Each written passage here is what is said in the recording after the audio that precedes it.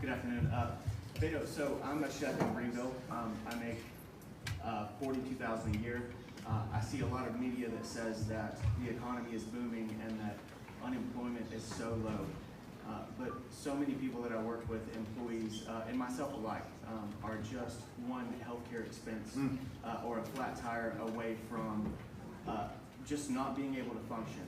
So moving forward, if the economy is so great, how is it that that trickles down to folks like us that are not in those higher brackets? Yeah.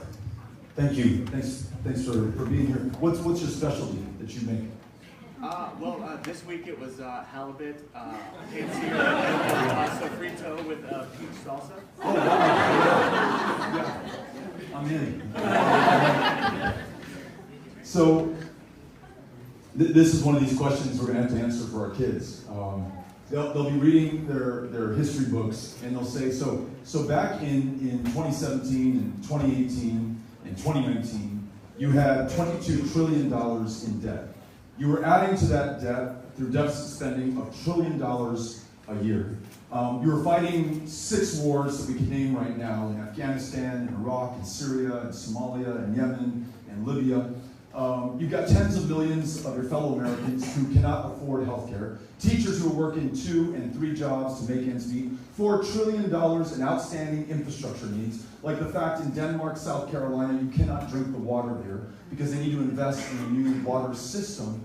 And your response to that, United States of America, was to cut a $2 trillion tax cut that flowed to the very wealthiest at a time of historic wealth income inequality, and to corporations who are already sitting on record piles of cash. So how do we meet that challenge? We make sure we change that tax code to invest in you. So repeal the worst of the Trump tax cuts. Take that corporate rate not back to where it was at 35%, but if you just took it to 27 or 28, you would generate hundreds of billions of dollars over the next 10 years. If you taxed capital at the same rate you taxed your wage income or your salary, we would generate hundreds of billions of dollars over the next 10 years. And if we use that to make investments in you, to make sure that you caught a break in the tax code so that you can invest in yourself, your family, your future, if we invested in schools, if we invested in healthcare so that it's guaranteed, it's universal, and it is high quality, and that you can afford the medications you need to stay alive, and that if you have employer-sponsored insurance, and you like it, you can keep it. But if you're one of the tens of millions who has no insurance at all, or is insufficiently insured, cannot afford your copay or bridge your deductible, we enroll you in Medicare as well. All of those are investments in people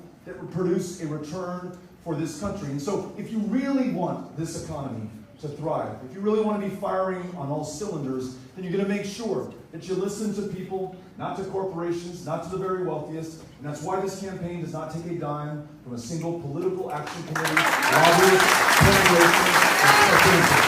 We're listening to you. Thank you very much.